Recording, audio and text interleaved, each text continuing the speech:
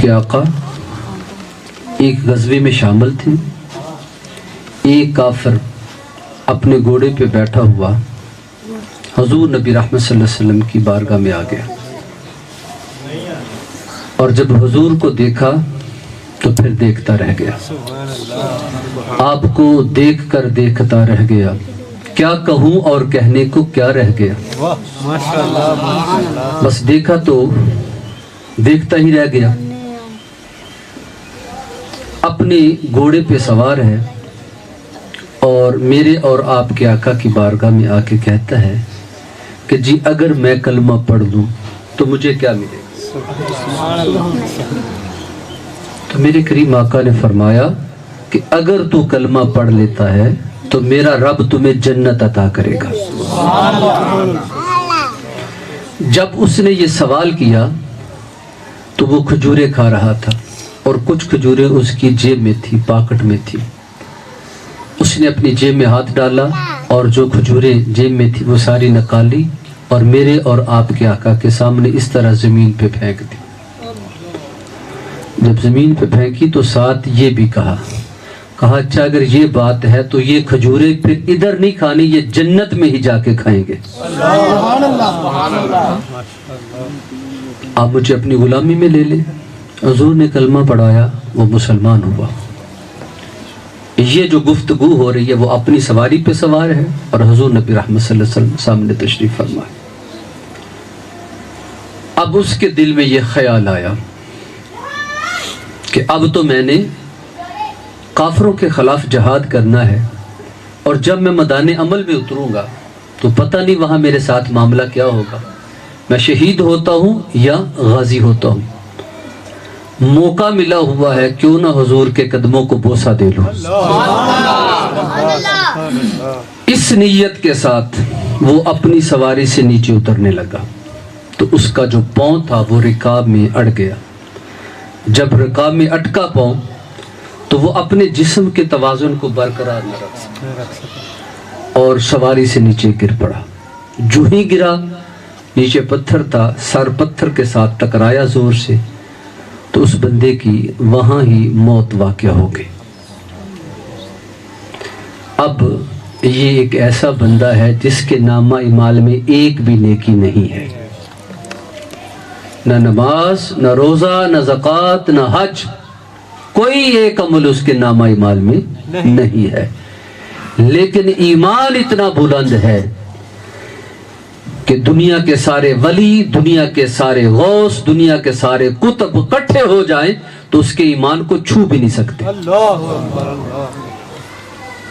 اس کے ایمان کا مقابلہ نہیں کر سکتے. جو ایمان وہ پا گیا جس کے نامہ اعمال میں ایک بھی نیکی نہیں. اور مفسرین نے یہاں لکھا ہے عین ممکن ہے کہ دوبارہ اس سے کلمہ سنا جائے تو اس کو کلمہ بھی نہ آئے. اس کو دوبارہ کہے بھئی جو ابھی ابھی آمنہ کے لال نے تمہیں پڑھایا نا وہ بتاؤ کیا پڑھا ہے، تو وہ کہنے جی مجھے تو نہیں آتا، پڑھ دیا ہے بس، پیچھے جو حضور نے پڑھایا پڑھ لیا، اب اگر مجھے کہو تو مجھ سے نہیں وہ پڑھا جائے گا. عین ممکن ایسا ہو.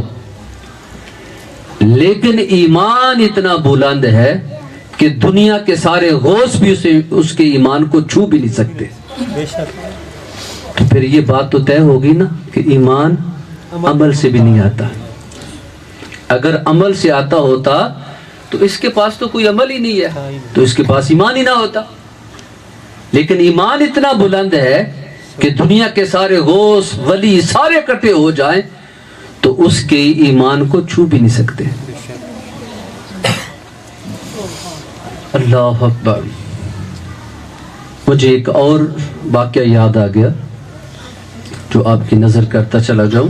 میری گفتگو زیادہ لمبی نہیں ہوتی، یہی آدھا گھنٹہ 35 منٹ تک اپنی گفتگو کو سمیٹ لوں گا.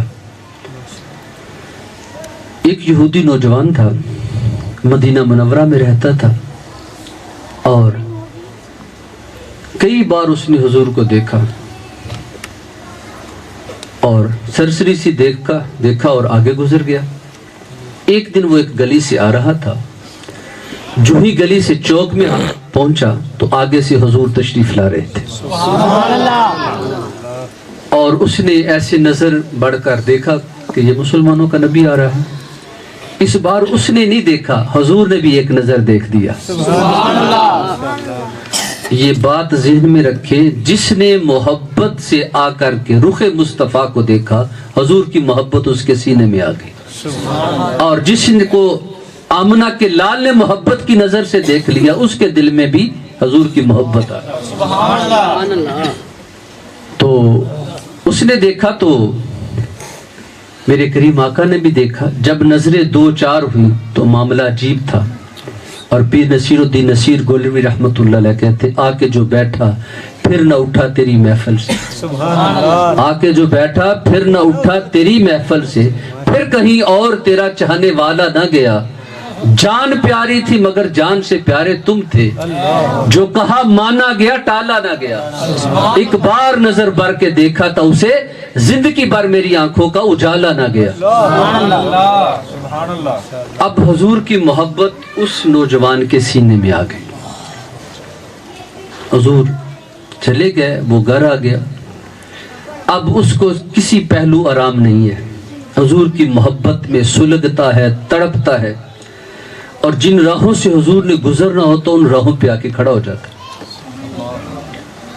اور چپکے سے رخ مصطفیٰ کی زیارت کرتا، اور جب زیادہ دن بیت جاتے تو یہ مسجد نبوی کے آگے چکر لگاتا کہ کہیں سے وہ محبوب چہرہ نظر آئے جس کی میرا رب قسمیں اٹھاتا ہے۔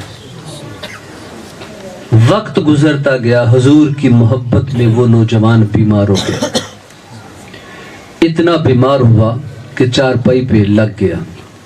باپ جو تھا وہ اپنے قبیلے کا سردار تھا، بڑا امیر کبیر شخص تھا، ایک ہی اس کا بیٹا ہے اور کوئی اولاد بھی نہیں ہے، ساری محبتیں ایک بیٹے میں جمع ہو چکی تھی۔ اب اچھے سے اچھے طبیب کا، اچھے سے اچھے حکیم کا بندوبست کیا جا رہا ہے، لیکن بیٹے کو آرام نہیں آ رہا۔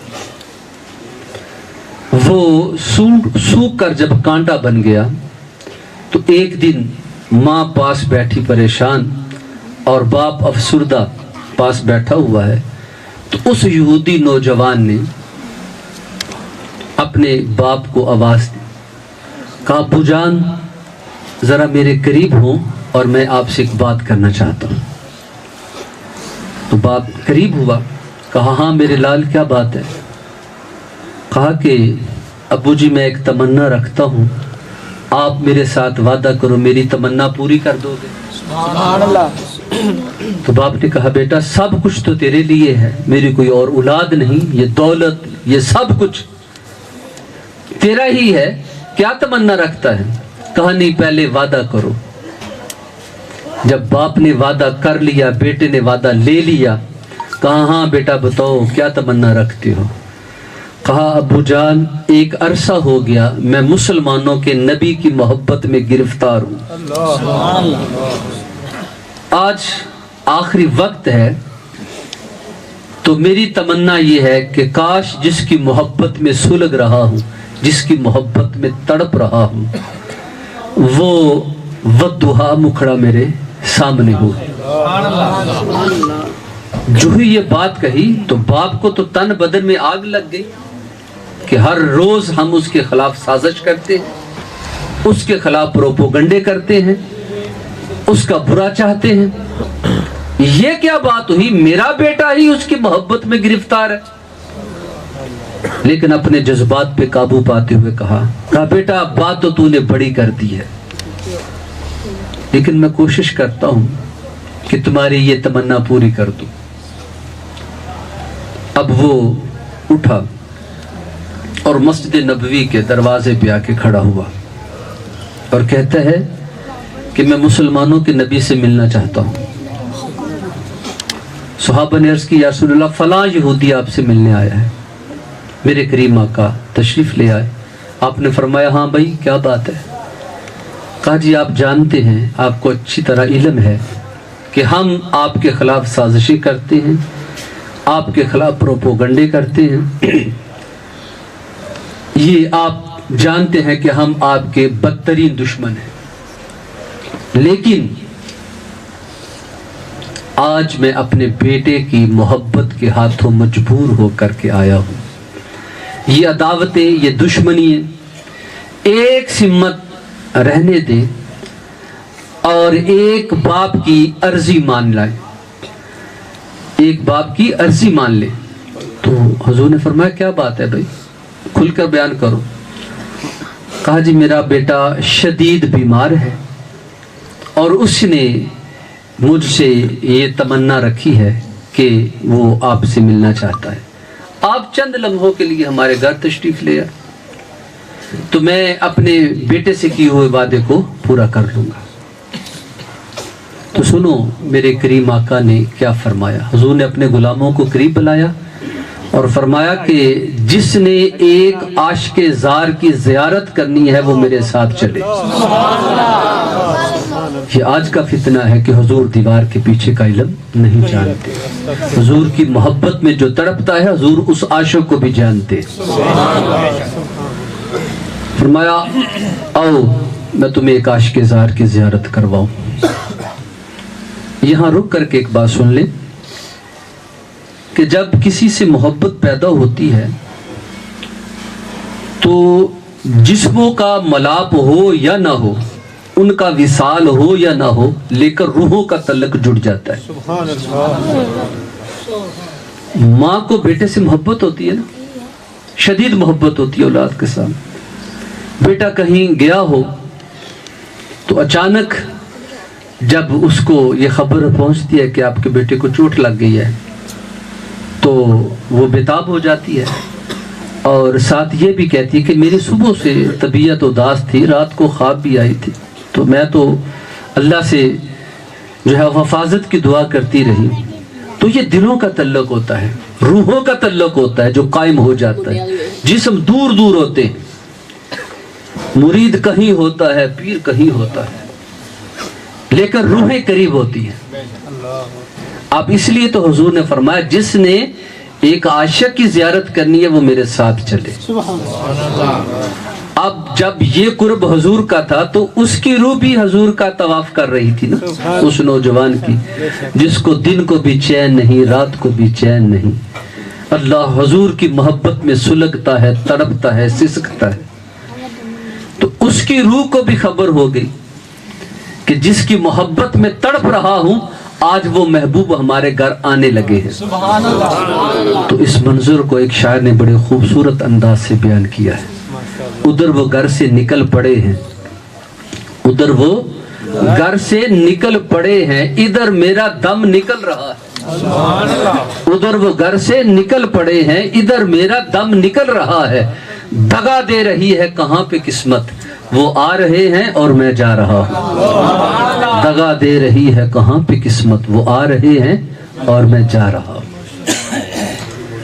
حضور جب اس یہودی نوجوان کے گھر آئے اور میرے کریم آقا آتے ہی اس کے سر کی طرف کھڑے ہوئے، چارپائی پہ وہ کانٹا بنا ہوا تھا، تو باپ آگے سے دوڑا اور دوڑ کر کے بیٹے کے کان میں کہتا ہے بیٹے آنکھ کھول لے، میں نے تیری تمنا پوری کر دی ہے، آمنہ کا لال تیرے سر پہ کھڑا ہے۔